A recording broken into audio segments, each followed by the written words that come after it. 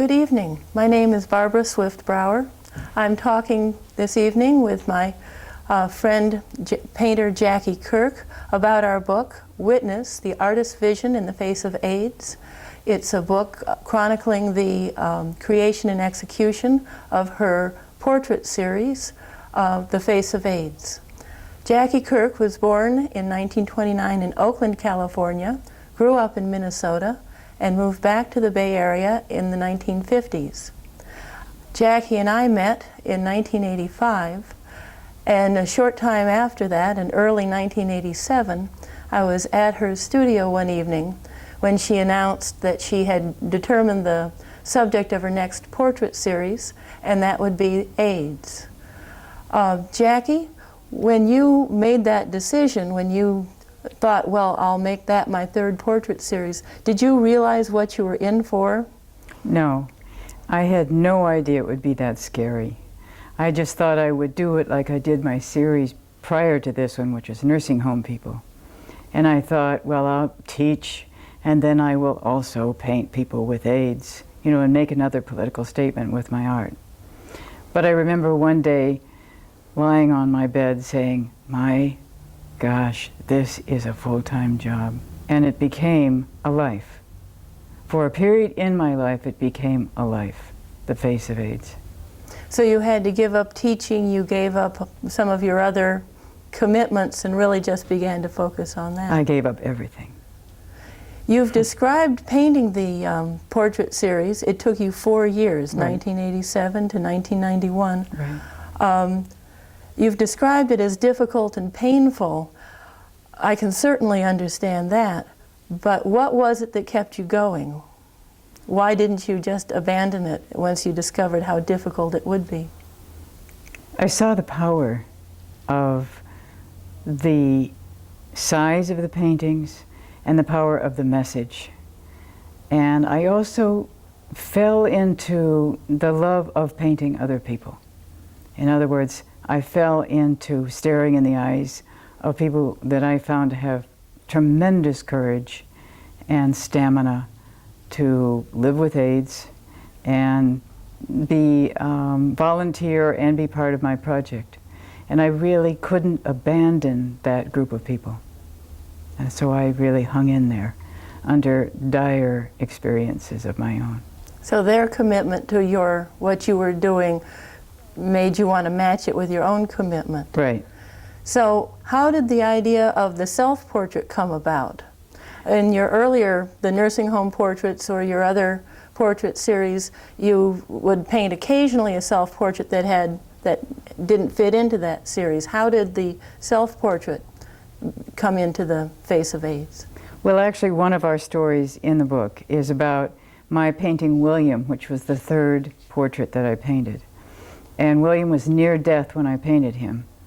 And he died 3 weeks after I painted him. And I was angry. There was a memorial for him, which I went to, and I saw that they used the painting as an altarpiece, really, with his ashes under the painting. And I was angry that he was dead. So I was sitting alone in my studio and spontaneously painted a painting of me. And I looked at it and I saw William. And I said, oh my gosh, I've become William. I am William temporarily. So that was the beginning. Then I went backwards and did Larry, and I went backwards and did Joey, and from then on I always did a matching Jackie to go with the portrait. I know that in some respects painting the self-portrait helped you finish the portrait of the person with AIDS. In other words, that experience was so intense that the self-portrait then in turn helped you exorcise or finish that presence. Was that true in some cases more than others? Did you feel compelled? How soon after the original portrait did you paint the self-portrait? Well, I got on what artists call a roll, which is I would paint the people with AIDS, and it was so painful, and I was really terribly full of them. They were all inside of me after they'd leave my studio or I'd leave where they were, where they lived, that I did it as self-preservation indeed. I painted me, And I locked all my doors and all my windows and had just a mirror. And then I go, yay, no one's going to tell me how to do this. No one's going to look at this. No one's going to judge this work but me. This is how I feel about Dennis. This is how I feel about Joey. And this is the truth, the most truth that I've ever known. So I actually had a good time. There's a happiness in the story, is when I painted me. Mm-hmm. Even though all the pictures aren't necessarily happy looking, they're very dramatic, and they lend, of course, another dimension to the portraits. At what point in the project did you start realizing that the stories that you eventually came to record about each one of these people, at what point did you realize that the stories and the portraits needed to go together in some form like the book? That was also initially with the same experience, with Larry, the first painting. Because while I painted each person, which initially took about 3.5 hours in one sitting, they talked to me. Each person talked to me. And because I was staring right into their eyes, into their souls really, they told me all about themselves, about their lives, about their feelings. You know, they were unaware of the fact that much of the things they said weren't really heard by me. I was so busy painting. But enough came through that I was sure that this had to be more than just paintings. And also the audiences that looked at the work at the museum said, well, what's this like? And what's he like? And what was that experience? So it was also almost a demand. So the people were telling you they wanted to hear the stories. Right. And I know that we talked about a book quite a bit before we sat down and started working on the book. You said that having a book of the artwork is a fulfillment of a long time, if not lifelong dream. What about having an art book is special when you've had exhibits and a certain amount of exposure in museums and galleries and so forth? What's different about having a book of your artwork? Really 3 main issues. My own personal life is many hours of sitting and many hours of sitting and looking at art books. The other aspect is that I'm a political artist and I want to say something. I have something to say about many social problems, but this particular story is about AIDS and HIV. And the third aspect is this will reach a much wider audience than a museum, where many, many people don't come, and wouldn't think of coming in the 2.5 months that it was up. But everyone can afford this book and everyone can see it. And it'll be in libraries for years to come. Right. Well, there's also the wonderful thing about buying a catalog of an exhibition is that you get to take it home and return to it even after you've seen the original work on the walls of a museum, for example. But then when you buy the catalog, you take it home and you can go back to it and re-experience the original feelings that you had. I personally, I remember still what it felt like to stand in the middle of the gallery at the Achenbach and just turn and scan and see all 50 of the portraits, the 25 portraits and the 25 self-portraits. And I knew that I was beholding something that was just incredibly powerful and incredibly magnificent. And when I sat down a couple days ago for the first time to look at the book, all of a sudden I felt a little bit of that power, and as if they all came back together again, and it was somehow whole again for the first time. And frankly, I hadn't necessarily expected to feel that way. We've been working on the book for so long and had it just be this thing out there in the future. And now that it's here, there's something about having all 50 images together. It was lovely. It was very nice.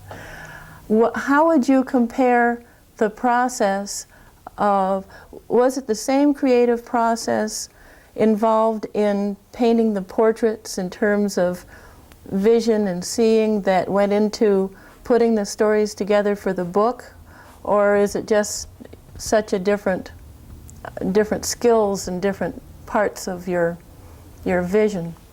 The skills were my partner, you, Barbara. I really am dyslexic, and I have a lot to say, but I can't get it down. And I had met you in 1985, and I knew that you would be the woman with words, some way. There had to be an avenue for me to say what I need to say, and I could not ever do that myself. And I really wanted a fine writer, which I found. Thank you. I felt it was very important when we were putting the stories together, you telling me the stories as we looked at the portraits, to keep your voice. The story could have been told, perhaps, in theory at any rate, in the third person. Dennis was a man, such and such, Jackie painted him this way. But I don't think that looking at the portraits you can really get away from the artist's vision. In other words, it was very important for me to preserve your voice and tell it, have the words be the story you told in the words that you told it, although we've tried to put together the details and the words so that they match the forcefulness of the paintings. But I don't think any other voice could have come in to describe those portraits. And I believe that that your stories came through, and I think that's a very powerful combination. I know two other aspects of the book that I think I was very pleased to see were the foreword by Achenbach curator Robert Flynn Johnson and the preface written by Roger Keyes. They both deal with different aspects of the portrait series that I hadn't thought to deal with in the introduction, and that I think you dealt with somewhat. But that is, Robert Johnson talked about the responsibility of the art world to address the major issues confronting society today. And do you agree? Is there a responsibility on the part of artists to deal with big social issues? Absolutely. I believe that I was born, at least for me, was born to make statements about flaws, things that are wrong in our society. The brooch I have on was my first statement when I was 19 years old. And the name of this brooch is Auschwitz. And I made it in 1948. So this is the beginning of my political life.